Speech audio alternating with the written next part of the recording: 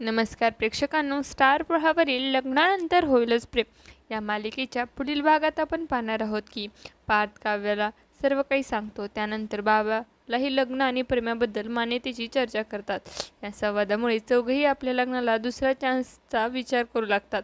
पार्थ नंदिनीला सांगतो की प्रत्येक लग्नाला दुसऱ्या संधीची आवश्यकता आहे आणि नंदिनीही आनंदी होऊन त्याला उत्तर देते की तुम्ही आणि काव्याचे मन जिंकू शकाल तर येत्या 6 महिन्यात तुमचं आणि काव्याचं लग्न उरकून टाकू. मी पूर्णपणे मदत करेन. त्याचवेळी काव्या त्यांचं बोलणं ऐकते. पुढे नंदिनी रागात येऊन जीवाला एक पत्र देते आणि म्हणते, हे प्रेमपत्र तुमचं नाही. मागच्या वेळेस अशाच पत्रामुळे आपला संबंध बिघडले होते. त्यामुळे आपल्याला वेगळं होण्याचं योग्य आहे. नंदिनी असं बोलून रागाने निघून जाते, ज्यामुळे जीवा थोडा धक्का बसतो आणि म्हणतो, तुम्ही चुकीचे पत्र वाचलं. आता पुढच्या भागात जीवाने नंदिनीला लिहिलेले पत्र वसुंधराने बदलले होते हे सत्य समजणार का, हे पाहणं खूपच रोमांचक ठरणार आहे. तुम्हाला जर आपला व्हिडिओ आवडला असेल तर चॅनलला लाईक, शेअर आणि सबस्क्राईब करायला विसरू नका. धन्यवाद.